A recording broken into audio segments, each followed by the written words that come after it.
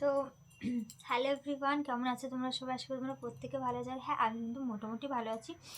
মোটামুটি বলবো না, আমি এই এখন ভালো থাকি, আবার কিছুক্ষণ পর আবার অসুস্থ হয়ে পড়ি। হয়তো এই সময়টা এরকমই হয়। যাই হোক, আজকে আমি ভিডিওটা শুরু করেছি। আজকে দিনটা হচ্ছে মঙ্গলবার।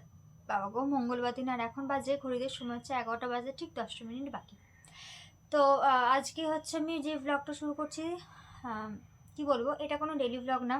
একটা গুরুত্বপূর্ণ তোমাদের সাথে কথা বলতে এসেছি, একটা খুশির খবর শেয়ার করতে এসেছি। তোমরা প্রত্যেকে জিজ্ঞাসা করছো যে দিদিভাই তুমি কেন ভিডিও দিচ্ছ না, তোমার ভিডিও ভীষণ ভালো লাগে। তোমরা যে এত ভালোবাসা দিচ্ছ আমাকে, তার জন্য বিশ্বাস করো তোমাদের কাছে অসংখ্য অসংখ্য ধন্যবাদ। মানে আমি কি বলে যে তোমাদেরকে ধন্যবাদ জানাবো, মানে যাই বলি না কেন অনেকটাই কম। তোমরা প্রতিনিয়ত একজন দুজন করে হলেও কিন্তু কমেন্ট করছো। তো যাই হোক, আজকে কোনো রকম কোনো ডেলি ব্লগ শেয়ার করছি না।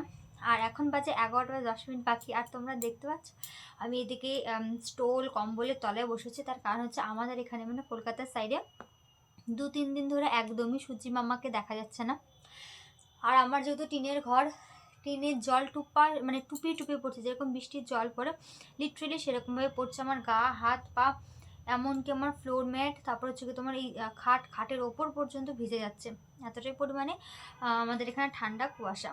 যাই হোক, সেসব কথা বাদ দিলাম। দিয়ে কয়েকটা দিদিভাই আমাকে কমেন্ট করেছো, কয়েকজন জানতে চেয়েছো, কয়েকজন হয়তো আন্দাজে বুঝতে পেরেছো। তো চলো সেই খুশির খবরটা দিতে চলেছি। হ্যাঁ, একটা দিদিভাই আমাকে একটা দিদিভাই বলবো না, অনেক কটা দিদিভাই আমাকে জিজ্ঞাসা করেছো যে পাখি তুমি কি প্রেগনেন্ট। তো আমি এতদিন ধরে কিছু বলিনি, রিপ্লাই করিনি।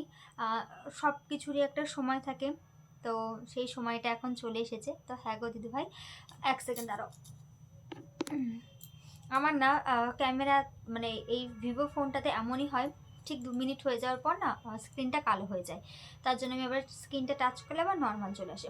যাই, সেসব কথার ঊর্ধ্বে যে কথাটা বলো।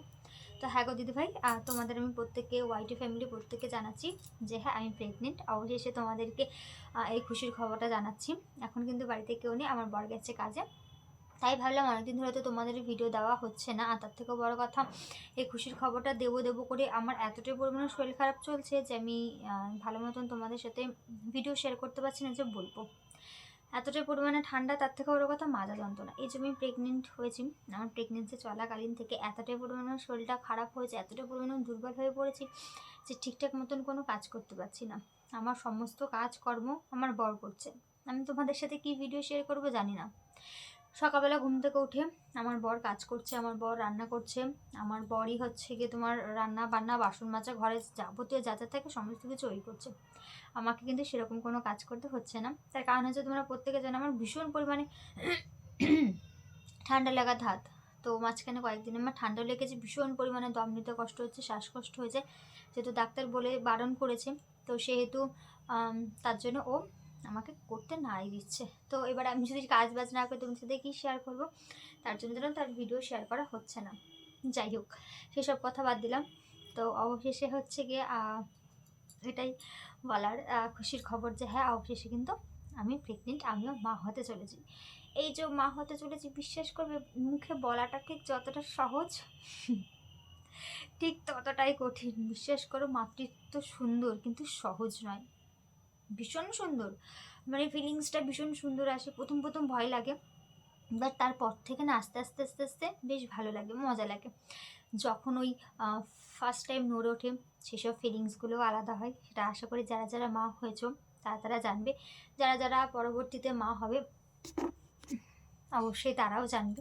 ভীষণ সুন্দর ফিলিংস হয়, মনের ভেতরে কিছুটা ভয় থাকে, ভয় তো অবশ্যই থাকে। আর বলবো না যে সহজ, ভীষণ সহজ সেরকম না, ভীষণ পরিমাণে আমার কষ্ট হচ্ছে, আমি শারীরিক ভীষণ পরিমাণে কষ্ট পাচ্ছি। হয়তো আজ আমি যেখানে দাঁড়িয়ে রয়েছি অবশ্যই আমার ডাক্তারের অনেক হাত রয়েছে, না হলে হয়তো আজকে আমি হয়তো এই দিনটা দেখতে পারতাম না। কিন্তু তার থেকেও বড় হাত আছে আমার মা বাবার অবশ্যই, আর তার থেকেও বড় হাত আছে না তো আমার বর। এই সময় একটা প্রেগনেন্সির চলাকালীন যদি একটা মেয়ের কাছে যদি তার বর না থাকে না, তাহলে ভীষণ পরিমাণে কষ্ট হয়, আর যদি সেই বরটা যদি সঠিক না হয়। আমি আমি এত বমি করেছি, এত বমি করেছি, এখনও আমি বমি করছি, এখনও বমি করি। সেই বমিটা পরিষ্কার, মানে বমিটা করার পর না আমার গা হাত পা থরথর করে কাঁপে। সেখানে আমার বর দাঁড়িয়ে আমার বমি পরিষ্কার করছে। এই যে কটা দিন চলেছে আমার, কিছুদিন আমি তোমরা দেখেছো পুজোর সময় ওই বাড়িতে গেছিলাম, এই একটাই কারণ প্রেগনেন্সির জন্য।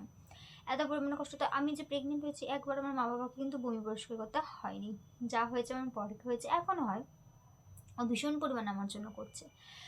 তো এই সময় যদি আমার বর না থাকতো, আমার হাতটা যদি শক্ত করে না থাকতো না, বিশ্বাস করো আমি হয়তো মারা যেতাম। মানে আমার এতটাই পরিমাণে শরীরটা খারাপ হয়ে গেছিলো। আর আমি যে ফার্স্ট ডাক্তার দেখিয়েছিলাম তিনি আমাকে ঠিকঠাক মতন ট্রিটমেন্ট করেনি, তার জন্য কিছুটা হয়েছে। বাট এখন আমি যে ডাক্তার দেখাচ্ছি সেকেন্ড ডক্টর ভীষণ ভীষণ ভালো, মানে বলার বাইরে। আমি যেখানে বসে রয়েছি সেটা হচ্ছে ওনারই কৃপায়। যাই হোক, তো আশা করি তোমরা যারা যারা কোশ্চেন করেছো যে দিদিভাই কেন তুমি ভিডিও দিচ্ছ না, তুমি প্রেগনেন্ট কিনা, তো আশা করি তোমরা প্রত্যেকে জানতে পেরে গেছো কেন। কারণ আমার শরীরটা ভীষণই খারাপ, আর যখন সুস্থ হচ্ছে আমার পর আমাকে তো কোনো কাজ করতে যাচ্ছে না। অবশ্য তারও অনেক কিছু কারণ আছে। তো যাই হোক, তো চলো তাহলে আজকে ভিডিওটা এখানেই রাখছি। আর হ্যাঁ, তোমরা অনেকে যারা যারা মানে আমার ওয়াইটি ফ্যামিলিতে যারা যারা রয়েছে তারা তারা প্রত্যেকে অনেক অনেক অনেক করে আমাকে ভালোবাসা দাও, যাতে আমি আর আমার বাচ্চা দুজন মিলে যাতে সুস্থ মতন আসতে পারি, যাতে ও আমার পেটের ভেতরে যিনি আছে, যে ছোট্ট প্রাণটা বেরোচ্ছে, যাতে সেও সুস্থ থাকে, আমিও সুস্থ থাকি, দুজন মিলে ভালো মতন ওটি করে বাড়ি ফিরতে পারি। তোমরা অনেক অনেক ভালোবাসা দাও আর ভগবানের কাছে প্রে করো, আশীর্বাদ করো যাতে আমরা দুজনেই সুস্থ থাকি। চলো তাহলে আজকে ভিডিওটা এইটুকুই, তোমাদের সাথে আবার পরে দেখা হচ্ছে। টাটা।